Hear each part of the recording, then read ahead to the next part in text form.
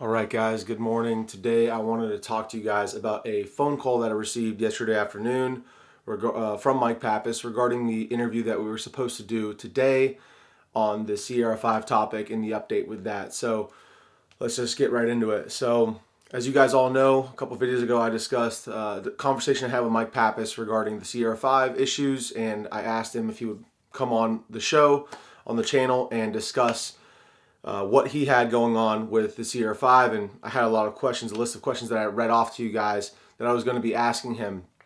And yesterday afternoon, I received a phone call from a Utah number. It was a gentleman who worked for DeadAir, forget his name, and he told me, Range Day Bro, your can is ready. He didn't call me Range Day Bro, he called me by my name, so I don't know if he knew about the channel or not. I suspect he did.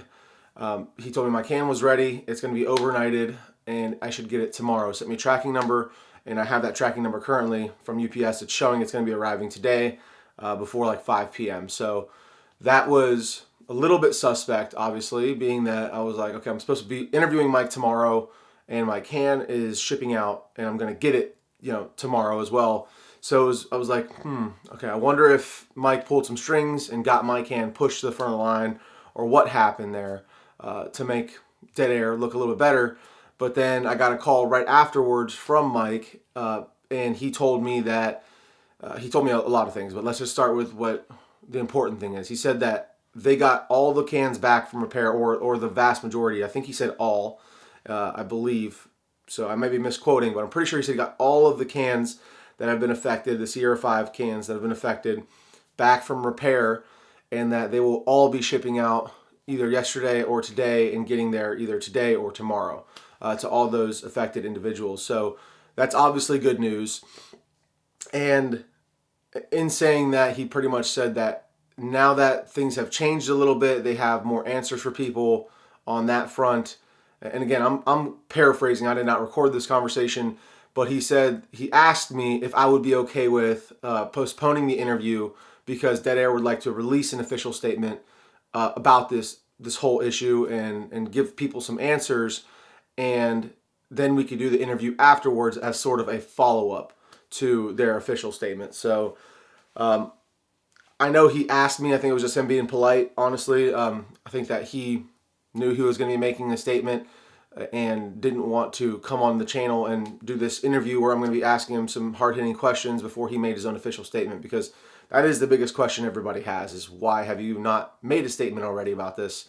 And so without getting into, or without putting words into Mike's mouth, and I want him to put his own official statement out, which is supposed to be coming out either today or tomorrow, in the very near future here, at least I'm sure by next week. So you guys will hear it directly from DeadAir themselves, and without kind of spilling the beans on what all the statement's going to be like. It's not like Mike went over the statement with me, but I did kind of reiterate to him what the most important things I think he needs to address are in that statement, and he made it pretty clear to me that he understands, what he needs to disclose and what he needs to say to you guys. And I think that the questions that I put together from all of your comments and all of the, unfortunately, the Reddit comments that I've read, that I was going to interview him and ask him, I think those kind of helped organize his thoughts on his statement. He didn't say that, but that's just my guess. And I did just reiterate to him that as far as my audience goes, the two most important questions that you guys wanted to hear answers on that were asked over and over and over again were, what happened with the Sierra 5? Like, give us the background. Why did they fail? And then, and what's going to be done moving forward? When is my can going to be done? That's kind of all one question. And then the second question is, why were you so silent? Why was DeadAir so silent on the issue? Why did they not speak up about it, make a statement earlier?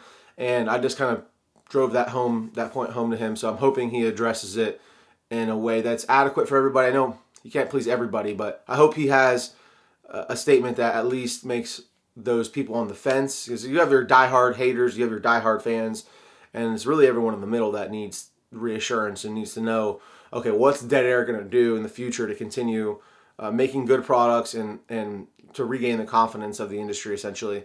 So I think that from what Mike told me, it sounds like they're moving in the right direction. Again, I don't know what this official statement's going to be like or what he's going to say, but I do think it's a good idea for them to let them put their statement out.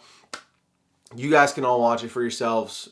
Come up with your own new questions if there's anything left unsaid, or if there's any stone that you guys want me to unturn. I can ask that question in the interview that we do in the future. I don't know when that'll be. I may actually go out to their shop in Utah and do it there and do a little shop tour kind of deal, because nothing makes you believe something like seeing it. So if they're telling us, hey, we're increasing our quality control by doing X, Y, and Z, we hired these people, whatever they say, it'd be cool to actually show you guys what those changes actually look like. So with that being said, again, I didn't want to keep this information to myself, because I am, I guess, pretty fortunate to have Mike's number and for him to answer the phone when I call, because I have plenty of people's numbers and they don't have to answer the phone. So anyways, it's pretty fortunate for me to have that connection and to have those answers and be able to call Mike and get those answers. So I wanted to bring this to you guys, even though I'm not really making groundbreaking information here. I'm just letting you know that there is something on the horizon. Hopefully, if you had an affected Sierra 5, you're one of those people. Hopefully, like I said, I hope that they're all fixed. I think they are.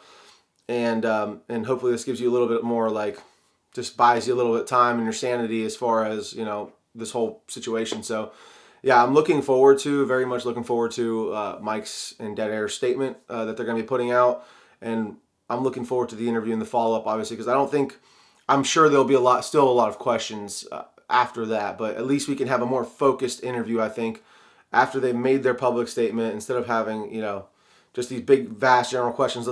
I want to hear what he has to say, and then we can kind of follow up with it. So I don't want anyone thinking like they just backed out. Like, they kind of did back out, but at least they're backing out and making a statement versus backing out and saying nothing. So, but again, Mike is willing to do the interview. He just wants to make an official statement first, which I agree. I mean, as far as the company goes, as far as my channel goes, it'd been better to break the story on the channel, right? Like, to have that interview here would have been awesome for me. But I will settle for getting some answers now, and then we can do the follow-up as I mentioned. So, yeah, I think it's long overdue, and obviously I let Mike know that, but I think he understands the situation, and I think that he, I don't want to put words in his mouth. Let's let him explain himself, and then we can do a follow-up interview with that. But that's pretty much it, guys. So good news. I'm getting my Sierra 5 back.